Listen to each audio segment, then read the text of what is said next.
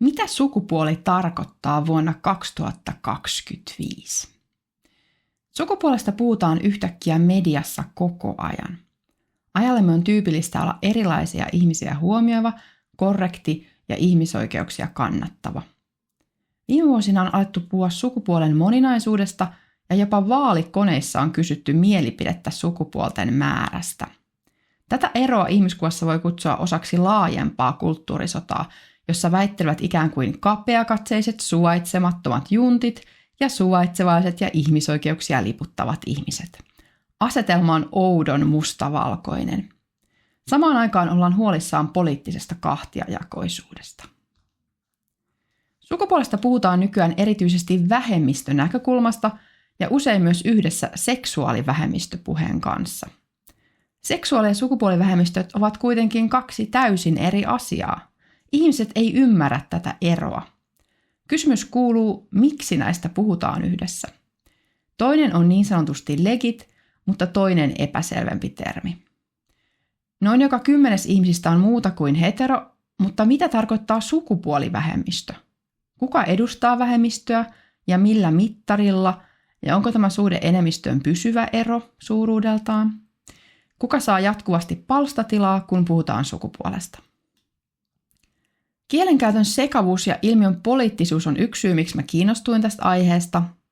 Kaikki tämä määritelmien ja keskustelujen motiivien sekavuus turhauttaa, mutta samalla kiehtoo haaste, että mistä nyt puhutaan, mistä me ollaan erimielisiä. Ja mitä enemmän tämä aihetta penkoo, niin sitä valtavammaksi tämä paisuu. Myös suhteessa ihmiskuvaan ja maailmankuvaan.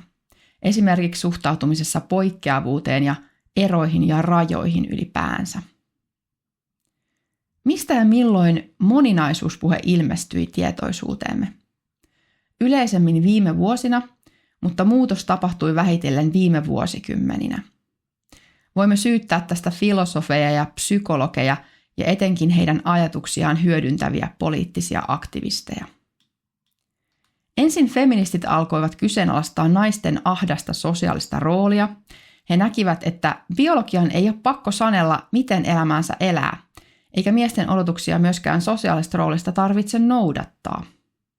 Simone de Beauvoir kirjoitti vuonna 1949 ajatuksiaan sukupuolesta, kuten naisen roolin sosiaalisesta rakentumisesta. Myöhemmät ajattelijat tulkitsi radikaalimmin, että naiseus on itsessään sosiaalista. Eli feministit halusi lisää vapautta naisille, ja samalla kun tämä tavoite eteni, niin jotkut psykologit ja psykiatrit pohti tahollaan intersukupuolisuutta, joka on harvinainen biologinen tila. Syntyi uusia käsitteitä. Psykologi John Money käytti 60-luvulla ensimmäistä kertaa termiä sukupuoli-identiteetti, ja hän viittasi tällä intersukupuolisiin lapsiin. Myös psykiatri Robert Stoller spekuloi hänen tapansa hermafrodiittisista sukupuoli-identiteeteistä. Tämä intersukupuolisuus kehittyy esimerkiksi geenimutaation tai hormoneiden erittymisen epätasapainon seurauksena. Keho ei esimerkiksi reagoi mieshormoneihin tai keho voi tuottaa ylimääräistä mieshormonia naisen kehossa. Eläinkunnassa tämä hermafrodiittius on tiettyjen lajien luontainen ominaisuus, eli ne voi lisääntyä joko itsensä tai muiden yksilöiden kanssa. Ja tämä ominaisuus parantaa lajin selviytymismahdollisuuksia. Mutta ihmisillä tämä intersukupuolisuus ei ole lajin piirre, vaan erittäin harvinainen poikkeama, joka voi estää lisääntymisen.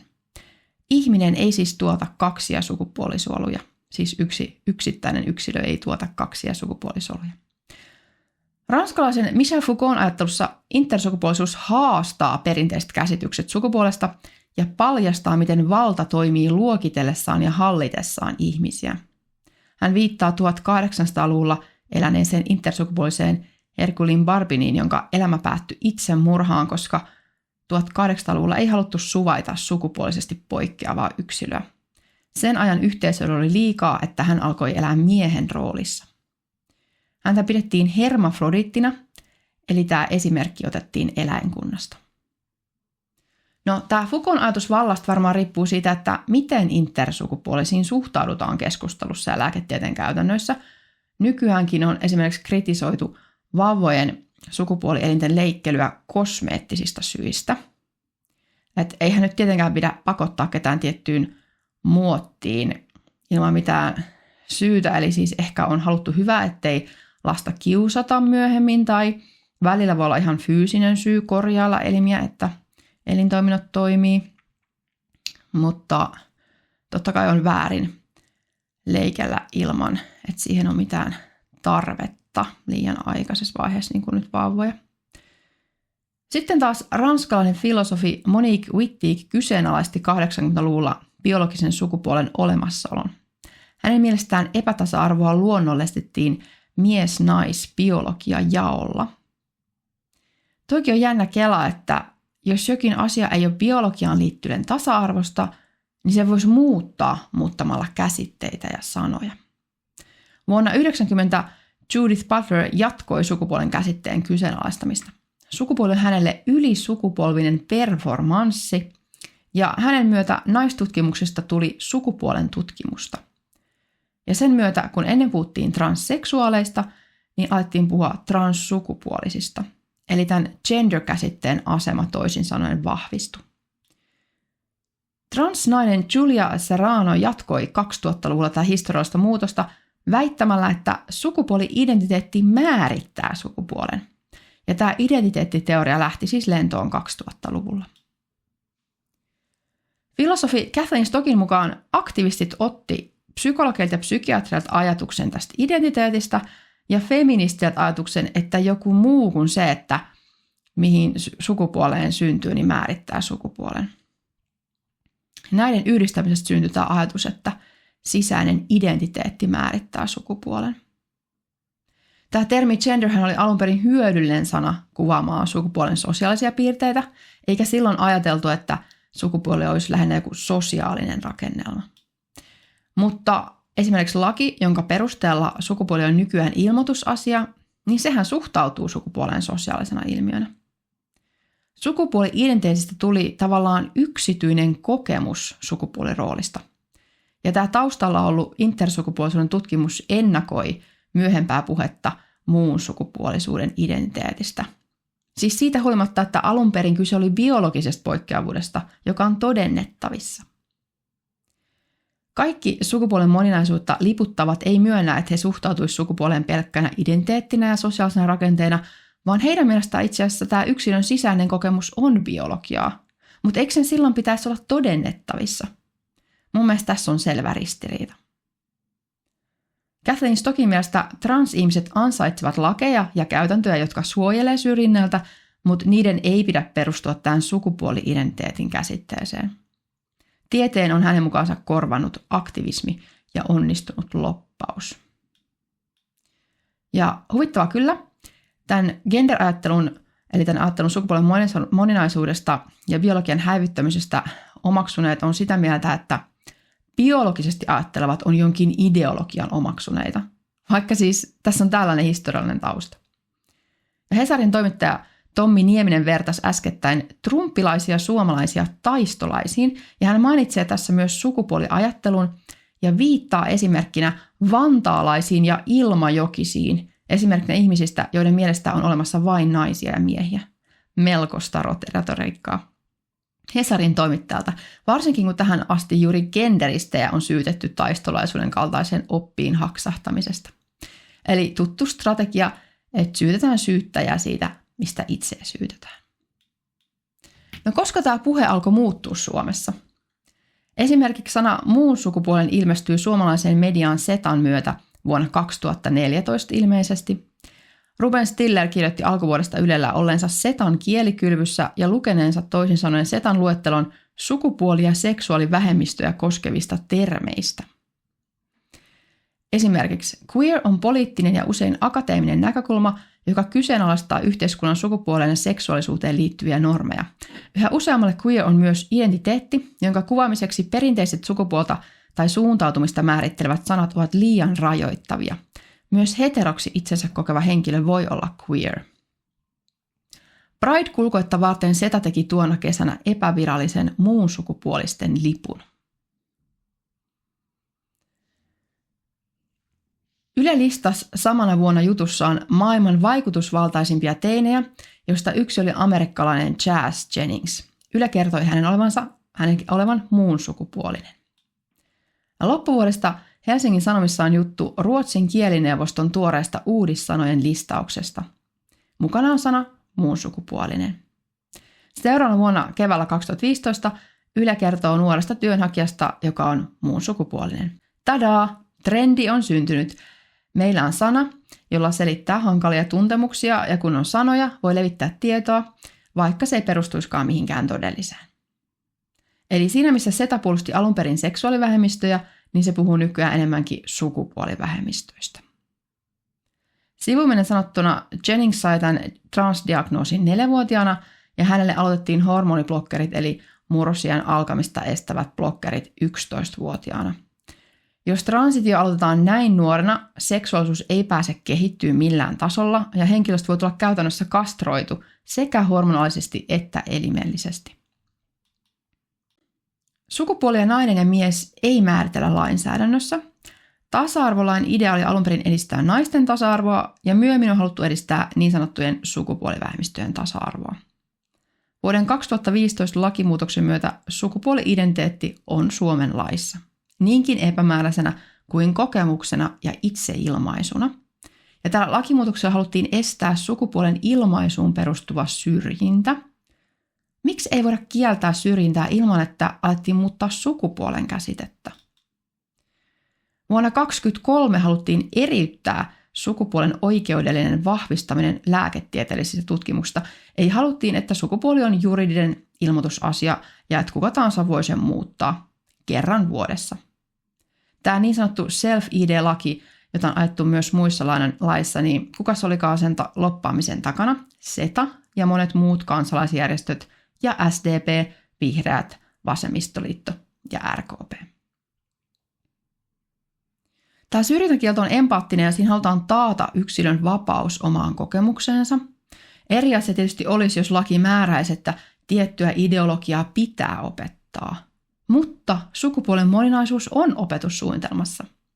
Kun laki muuttuu strategiat ja uusi tieto leviää opetukseen, koska täytyyhän kansalaisia valistaa pienestä pitäen.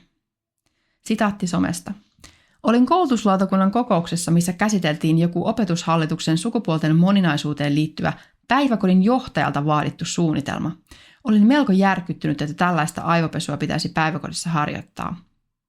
Eli ihmisiä huolestuttaa, että aktivismi ujuttautuu lasten pariin sen sijaan, että käytännöt perustuisi tutkittuun tietoon.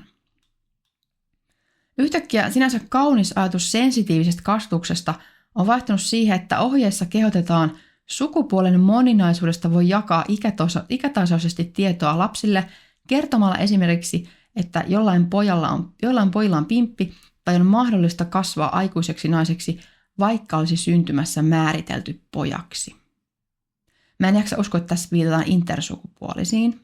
Sehän luulisi olevan enemmänkin lukion pilsaa, mutta siis totta kai lapsille on hyvä opettaa, että ihmiset voi olla erilaisia, mutta onko käynyt mielessä, että lapselle voi olla myös tärkeää oppia perusbiologiaa ja identifioitua biologiseen sukupuoleensa? Erilaiset kehot herättää huomioita ja se on ihan luonnollista. Miksi ei voida edelleen puhua pojista ja tytöistä lapsille ja opettaa, että yksilöt voi olla vähän eri tavalla poikia ja tyttöjä? Tämä sensitiivisajatus lähti siitä, että ei syötetä tiettyjä käytösmalleja, vaan annetaan tilaa yksilöille toteuttaa itseään. Mutta tässä gender-ajattelussa ajatellaan sen sijaan, että epästereotyyppinen käytös kertoo jotakin todellisesta sukupuolesta. Ja USA:ssa tämä näkyy enemmän jo lasten kohdalla liittyen lelu- ja vaatevalintoihin. Ehkä Suomessa enemmän on teini-ikäisellä näkyy nämä pohdinnat identiteetistä. Mutta jos puhutaan, että poika ei välttämättä kasva mieheksi, niin siinä viitataan luultavasti sukupuoli-identiteettiin, ja sitä taas kuvaillaan usein sukupuolen ilmaisuna. Mutta tietenkään lapsille ei tule syöttää sellaista käsitystä, että sukupuolelle epätyypillinen käyttäytyminen liittyy sukupuolen moninaisuuteen, koska sehän on yksilöiden moninaisuutta ja vaihtelua. Yksilöllinen vaihtelu ilman mitään sukupuolikategorioita. Päiväkoti-ikäisten kohdalla ei tarvitse kehittää mitään ajatuksen siemeniä sukupuoli-identiteetistä sukupuolena, vaan eikö se pitäisi ennemminkin ratkaista ongelmia kuten yksinäisyys, käytöshäiriöt, kiusaaminen, muitakin ongelmia, köyhyys ja perheväkivalta. Mutta jos päiväkodissa Suomessa todella on sensitiivisiä eikä ohjailla ajattelua, niin miksi asenne lakkaa nuorison kohdalla? Heidän identiteettiahdistuksen ei katsota olevan jonkin epäsensitiivisen somesisällön ja kavereiden tuottamaa, koska kokemushan otetaan todesta. Sukupuolen määritelmän muuttamisella on tietysti käytännön seurauksia. Siitä on seurannut ajatus, että kaikilla on sukupuoli-identiteetti jonakin omana entiteettinä, eikä niin, että sukupuoli on yksi osa identiteettiä. Ja kielen kautta on muuttunut, eli ajatellaan, että transihmisillä sukupuoli-identiteetti ei vastaa syntymässä papereihin merkittyä sen sijaan, että puhuttaisiin biologiasta. Ja samalla transihmisten määritelmä on laajentunut. Alun perin termi trans viittasi henkilöihin, jotka halusi eroon syntymäsukupuolestaan ja elää vastakkaisen sukupuolen ulkoasussa ja identiteetissä. Eli kyse oli naisesta mieheksi tai miestä naiseksi muuttumisesta, 2 vaihtoehtoa. Nykyään termi transsukupuolisuus viittaa lisäksi muun sukupuolisuuteen, mikä ei sisällä mies-naisjako, ja transvestismi on myös lisätty siihen käsitteeseen alle, eli ihmiset, jotka haluaa pukeutua silloin tällöin vastakkaisen sukupuolen vaatteisiin. Eli termi alkaa olla melkoisen laaja. Kieli on valtaa, sen tietävät sekä Foucaultin ystävät että monet muutkin. Kun sukupuolen määritelmä ja käsitys siitä muuttuu myös puhe. Yhtäkkiä maan suurin lehti alkaa puhua ihmisistä eikä naisista, kun kyse on esimerkiksi liian runsaasta kuukautisvuodosta. Yhtäkkiä etenkin naisista puhutaan menstruoivina ja kohdunkaulallisina ja pimpillisinä. Tämä on aika loukkaavaa. Kuinka moni nainen haluaa olla 2000-luvulla elintensä kantaja? Tai siis eihän nyt naiset ole enää pimpillisiä, vaan pimpilliset on pimpillisiä. Eli otetaan uusiksi. Kuinka moni nainen haluaa 2000-luvulla, että sukupuolielimet erotetaan naisen määritelmästä? Tai kuinka moni mies haluaa? Aika moni hetero- ja homoseksuaali varmaan ei halua. Mutta heiltä ei kysytä, koska kaikki uhripisteet ovat niin sanotuilla sukupuolivähemmistöillä. Heitä ei saa loukata. Eli ne, jotka haluaa muuttaa sukupuolikäsitystä ja sanoa, että kieli on valtaa, ovatkin valmiit loukkaamaan muita ja käyttämään kielen valtaa, kun se palvelee heidän tavoitteitaan. Ja siis ihmisoikeuksien nimissä. Käsitys sukupuolesta identiteettinä luo velvoitteen suojella sitä käsitystä eikä biologista sukupuolta ja siihen liittyviä asioita. Vaikka naisia ahdistellaan biologiansa takia, siitä ei voi identifioitua pois. Jos identiteetti määrittää sukupuolen, muuttuu myös ajatus siitä, mihin perustuu seksuaalinen suuntautuminen. Homoseksuaali merkitsee tällä logiikalla yksilöä, jolla on joko miehen tai naisen identiteetti, joka on kiinnostunut yksilöistä, jolla on miehen tai naisen identiteetti. Tämän takia aktivistit ovat jopa syyttänyt homoseksuaaleja genitaalifetissistä ja transihmisten syrjinnästä, vaikka on päivänselvää, että homoseksuaalisuus perustuu biologiseen sukupuoleen.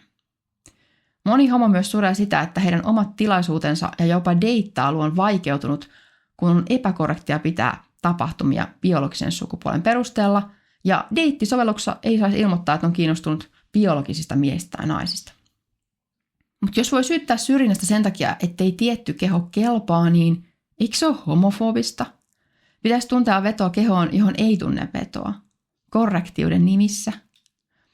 Jos ihmistä syyllistetään hänen seksuaalisesta suuntautumisestaan tai aiheutetaan ideologiapuheella tämmöinen sosiaalinen tartunta, eli innostus ajatuksesta, että ehkä ratkaisu ongelmiin löytyy uudesta identiteetistä, jossa ei itse asiassa ollakaan enää homoseksuaaleja, niin eikö se ole homofobista? Tai jos ääriuskovainen mieluummin muutattaa lapsensa sukupuolen, kuin hyväksyy lapsen homoseksuaalin seksuaalisen suuntautumisen. Tähän liittyy ajankohtainen eheytyskieltolaki. Mikä on eheyttämistä? Biologiaan päin eheyttäminen, siitä poispäin eheyttäminen. Eheytyskieltolaissa ei ole kysymys vain seksuaalisen suuntautumisen eheyttämisestä, vaan siihen on haluttu niputtaa jälleen kerran sukupuoli. On eri asia yrittää muuttaa seksuaalista suuntautumista kuin vaikuttaa toisen identiteettiajatuksiin. Miksi eheyttäminen olisi vain biologian päin, eikä gender-ideologia olisi yhtä lailla eheyttämistä? Esimerkiksi jos joku haluaisi homopojasta tehdä heteron tytön muuttamalla lapsen sukupuolen. Lapseni ei olekaan enää poika, joka tykkää pojista, vaan tyttö, joka tykkää pojista. Joo, tehdään vaan ajatusmalleja, että poikamaiset tytöt ovat poikia, eivätkä poikatyttöjä, joista kasvaa naisia tai vaikkapa lesbonaisia. Ja lääkitään nämä lapset hormoneilla samalla heteroiksi. Niiksi me halutaan tehdä. Sen sijaan, että ideologia on omaksunut ymmärtäisi sen homofobisuutta, he väittää, että kyse on samanlaisista ihmisoikeustaistoista kuin seksuaalivähemmistöjen kohdalla. Tasa-arvovaltuutettu blokkasi aiheesta. Hän rinnastaa homojen vainoamisen sukupuolivähemmistöpuheen kritisointiin nykyhetkessä. Logiikka vaan ontuu. Sitaatti. Kuitenkin monissa maissa, kuten Saksassa, Islannissa, Uudessa-Seelannissa ja Intiassa, on mahdollisuus merkitä myös ei-binäärinen sukupuoli väestörekisteriin. Tällaista sukupuolen moninaisuutta vastustetaan, kuten aikaisemmin homoseksuaalisuutta vastustettiin, vetoamalla lastensuojeluun. Sen tunnustaminen, etteivät kaikki identifioidu miehiksi tai naisiksi, ei kuitenkaan mitenkään heikennä muiden lapsien oikeutta olla poikia tai tyttöjä. Anteeksi mitä? Ihan kuin olisi päivänselvää, että kyse on identiteetistä, eikä vaikkapa omaksutusta uudesta termistöstä ja rooleista ja niihin sopeutumisesta. Sitaatti. Käsitys sukupuolesta on myös kulttuurisesti määräytyvää. Esimerkiksi Intiassa, Nepalissa ja Pakistanissa on jo vuosisatoja sukupuolia ollut enemmän kuin 2. No, nimimerkki Vergilius kirjoittaa tästä samasta aiheesta blogissaan. Hän kritisoi tapaa, jolla eri kulttuurien historiallisia kolmansia sukupuolia käytetään tukemaan nykyaikaista länsimaista muunsukupuolisuus- ja transkeskustelua. Tätä voi sanoa käänteiseksi orientalismiksi, eli toisia kulttuureja vääristetään länsimaisten poliittisten tavoitteiden eduksi. Kyseisten kolmansien sukupuoliroolien myötä mies- ja naisrooleihin mukautumattomille, jotka on yleensä feminiinisiä homomiehiä, on kyetty järjestää jonkinlainen asema näissä yhteisöissä, koska näitä yhteisöjä jäsentää muuten aika selkeät ja usein suorastaan konservatiiviset sukupuoliroolit. Ja usein niin sanotut kolmannet sukupuolet on siis biologisia miehiä. Kuulostaa siltä, että kyse on rooleista. Eli kolmas kategoria mahdollistaa näissä kulttuureissa erilaisen roolikäytöksen, koska ne ahtaat roolit ei muuten mahdollistaisi sitä.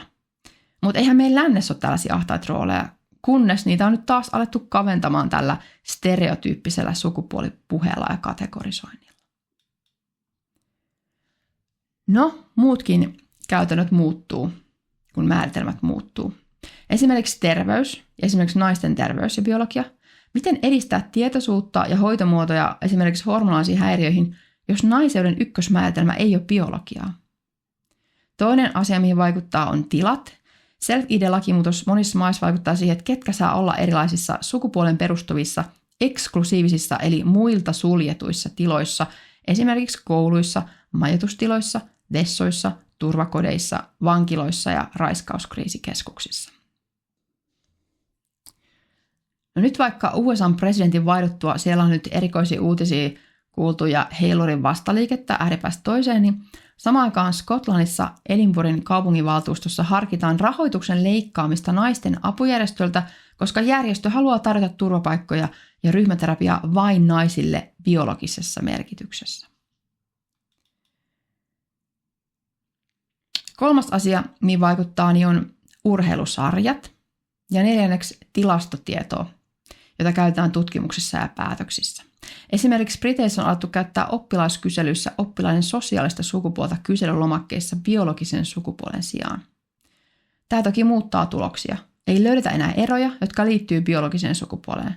Ja jos jollakin asialla on syy, jota ei voida enää datasta löytää, niin sehän on ongelma. Suomen Väestöliiton perhebarometrissa viime vuodelta, niin vastaajista naiset ja transnaiset luokiteltiin naisiksi ja miehistä miehet ja transmiehet miehiksi. Ja transkokemus oli päällä prosentilla vastaajista. Lisäksi vastaajissa oli sellaisia, jotka eivät olleet kokemukseltaan kumpiakaan ja heidät määriteltiin silti biologisiin kategorioihin, koska haluttiin ne vastaukset mukaan. Mutta miksi tilastoitaisiin muun sukupuolisten vastauksia erikseen? Biologista sukupuolta ei voi valita, joten sen takia se on mielenkiintoinen erottaja tutkimuksissa.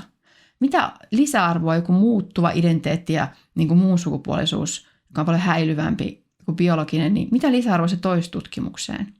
Se ei ole yhteismitallinen biologisen sukupuolen kanssa.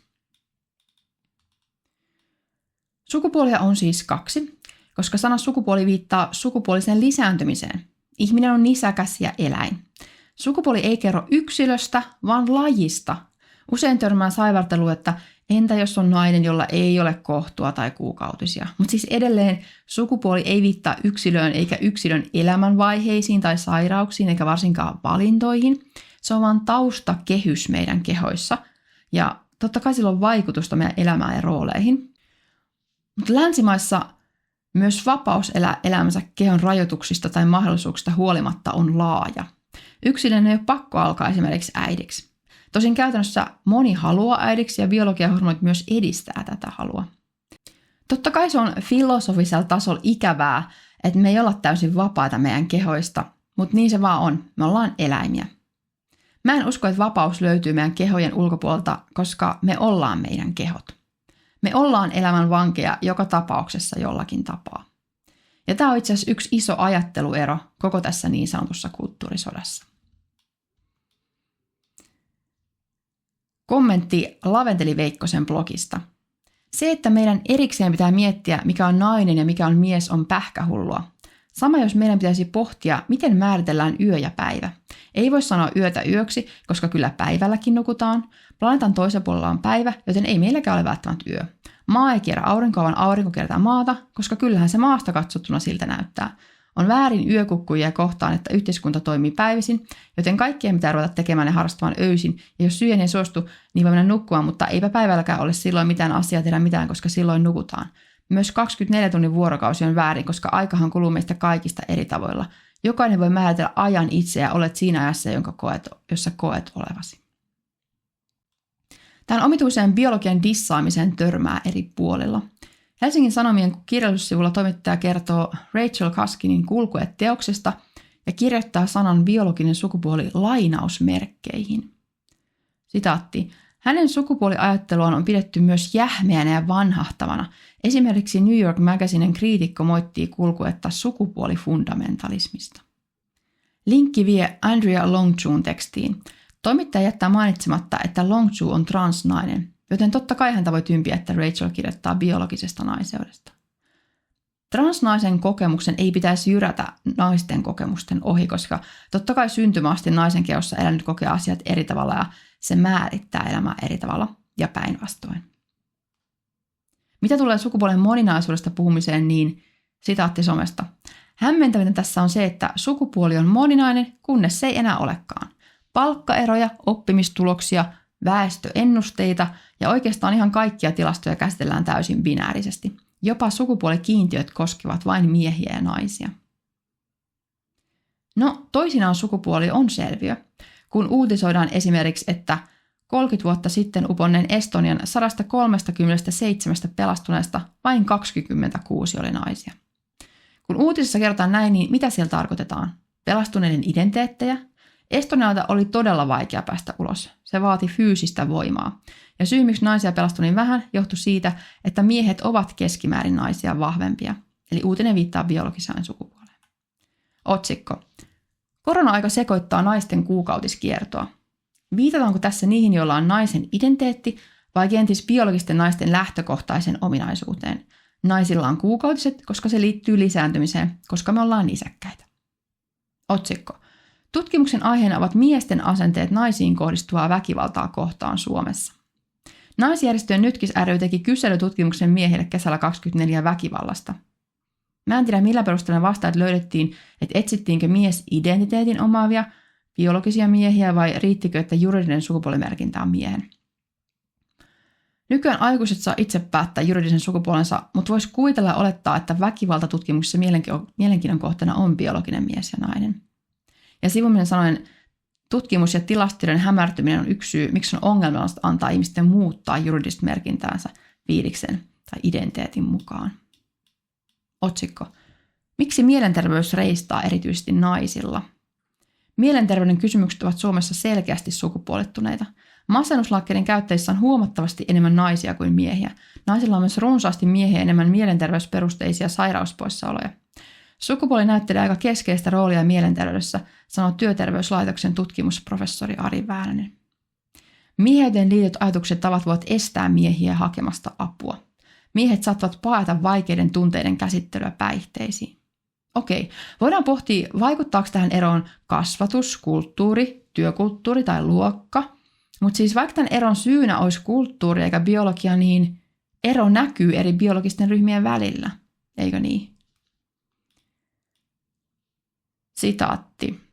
Vankien sukupuolieron korostaminen on siltä osin harhaanjohtavaa, että täysin samat ongelmat pätevät miehiin. Ero sukupuolessa tulee kuitenkin päihdeporukoissa selväksi.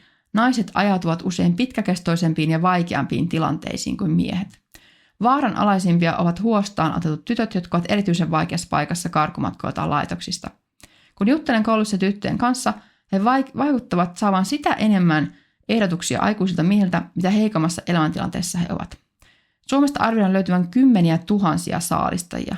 Jotkut heistä saalistavat lapsia laskelmoidun systemaattisesti, ja etenkin turvattomissa oloissa kasvavat tytöt saavat niin paljon ehdotuksia puhelimeensa isänsä ikäisiltä miehiltä, että ongelman mittakaava on vaikea edes hahmottaa. Tämä oli Ylen kolumni. Siis saalistetaanko tyttöjä heidän identiteettinsä vuoksi? Mä tarkoitan, että johtuuko naisten alisteinen asema seksuaaliväkivallassa heidän identiteetistä, feminiinisestä ilmiasusta vai kuitenkin heidän sukupuolestaan biologisessa merkityksessä? Saalistajille riittää tieto, että chatissa on 13-vuotias tyttö biologisessa merkityksessä. Toki transsukupuoliset voi olla väkivallan uhan alla, mutta se on silti eri ilmiö kuin naisten alistaminen biologisista syistä. Otsikko. Poliisi selvittää edelleen myös esimerkiksi kuolleen henkilön sukupuolta ja ikää. Kun puhutaan rikoksen uhrin sukupuolesta, ei puhuta identiteetistä. Kuka mukaan ajattelee, että identiteetti määrittäisi uhriuden? Väitän, että aika harva. Otsikko. Räjähtäneen Teslan uutisoinnin yhteydessä kerrottiin, ettei poliisi pystynyt heti selvittämään, oliko autossa ollut ruumis mies vai nainen. 2 vaihtoehtoa. Mies tai nainen. Hesari kertoo, että vuonna 2023 Suomen liki joka ainoassa kunnassa pojille tehtiin huomattavasti tyttöjä useammin tehostetun tai erityisen tuen päätös. Suomesta löytyy useita kuntia, joissa jopa puolet kunnan ala- ja yläkoulujen pojista sai viime vuonna tehostettua tai erityistä tukea. Mahdollisena syynä asiantuntijat näkivät, että pojat ilmaisivat asioita ja pahaa oloa enemmän ulospäin ja ylivilkkaus on yleisempää pojilla. Jotkut tuovat esille, että pojat kehittyvät hitaammin ja ovat fyysisempiä, joka liittyy myös siihen, että miten he ilmaisevat itseään käytöksellä. Eikö tässäkin puhuta biologisesta sukupuolesta vai mitä? Sen sijaan kun Turun yliopiston evoluutiopsykologian dosentti Markus J. Rantala ja THL:n tasa-arvotiedon keskuksen kehittämisjohtaja Reetta Siukala puhuu sukupuolesta Ylen ohjelmassa vuonna 2020, niin asia ei olekaan ihan niin selvä. Evoluutiobiologian mukaan koiras tuottaa pieniä sukusoluja ja naaras tuottaa isoja sukusoluja, mutta jos yksilö ei tuota ollenkaan sukusoluja, niin silloin henkilöllä ei ole evoluutiobiologian näkökulmasta sukupuolta. No, arkipuhessa tuskin tarvitsee ajatella tällä ja puhua sukupuolettomuudesta, jos ei satu tuottaa sukusoluja. Tuommoinen piirre ei tee yksilöstä 3. kategoriaa. Esimerkiksi lääketieteessä biologinen sukupuoli on Rantalan mukaan olennainen. Me tiedämme, että esimerkiksi sydänkohtauksen oireet ovat naisilla ja miehillä hieman erilaiset. Me tiedämme, että tietyt lääkkeet toimivat paremmin miehillä kuin naisilla tai päinvastoin. Toisin sanoen biologinen sukupuoli on todellisuutta, niin sanottu kylmä fakta, johon me ei voida vaikuttaa eikä valita näitä piirteitä. THL edustavan Siukalan mielestä olisi tärkeää erottaa rakennetaso ja yksilötaso. Rakennetasollahan tarkoittaa yhteiskunnallista ymmärrystä sukupuolesta ja yksilötasolla sitä, miten henkilö kokee oman sukupuolensa. Sitaatti. Jos me tiukasti pitäydymme kaksijakoisessa sukupuoliymmärryksessä, silloinhan me samalla normitamme jotkut siihen kuulumattomat ei-oleviksi, mikä ei ole tosiasiassa ainakaan heidän hyvinvointiaan tukevaa. Mutta siis mitä ihmettä tarkoittaa ei-oleva? Biologinen sukupuoli on fakta eikä kukaan lakkaa olemasta, jos toinen ei havaitse hänen identiteettiään tai ole vaikkapa lainkaan kiinnostunut siitä. Kenenkään identiteettihän nyt ei lähtökohtaisesti kuulu toisille. Se on henkilökohtainen ja se voi muuttua elämän varrella. Tosi erikoista, että on haluttu alkaa sekoittaa sukupuolitermin merkitystä sotkemalla siihen yksilön identiteetti. Mun mielestä tämä jako rakenteelliseen ja yksilötasoon tarkoittaa sitä, että yksilön oma kokemus ei muuta rakennetasoa. Eli se ei muuta normeja, ei kieltä, ei lainsäädäntöä eikä institutionaalisia käytäntöjä esim. Päiväkodissa, miten puhutaan sukupuolesta. Otsikko. Onko luurangoilla sukupuolta? Näin woke tuli antropologiaan. Amerikan antropologinen seura perui vuonna 2023 vuosikokouksensa yhden ohjelmanumeron ensimmäistä kertaa 122-vuotisen historiansa aikana. Elizabeth Wise, San Joseen yliopiston antropologian emeritusprofessori, ei saanut osallistua paneeliin, koska hänen mukaansa biologisia sukupuolia on 2 ja tällä voisi olla jotain merkitystä antropologian kannalta. Eli näin ei saanut sanoa vuosikokouksessa vuonna 2023. Toinen kohu liittyy siihen, että USA on laki, joka edellyttää, että liittovaltion tukea saavien instituutioiden on palautettava Amerikan alkuperäisasukkaiden jäännökset heimoille, jotka kuuluvat samaan sukulinjaan tai ovat kulttuurisesti samanlaisia vaineen kanssa. Mutta mitään biologista ja kulttuurista sukulaisuutta on mahdotonta osoittaa 2000 vanhoihin vainajiin. DNA on niin tehokkaasti sekoittunut. On myös mahdotonta todistaa, että jonkin nykyisen heimon kulttuuri on ollut samanlainen kuin vainajilla kauan sitten. Varsin mielenkiintoisesti alkuperäisasukkaat voivat myös esittää ehdon, jonka mukaan ihmiset, joilla on kuukautiset eli naiset, eivät saa käsitellä luunäytteitä. Rachel Weisz sen tietää, jos kuka, sillä häneltä evättiin pääsy yliopiston luukokoelmiin, josta hän oli itse vastuussa. Samoin San Joseen yliopiston aktivistit vaativat, että luurankojen sukupuolta ei saisi jatkossa määrittää, koska ei tiedetä, miten he olisivat identifioineet itsensä. Kuulit oikein. Kumpa tämä ei olisi totta. Ja siis tämä on hyvä esimerkki siitä, mitä sakeuden tasolla tämän ilmiön parissa ollaan oltu viime vuodet. Aktivismi on työntynyt tieteeseen ja julkiseen instituutioihin ja lainsäädäntöön. Sen takia se on ongelma.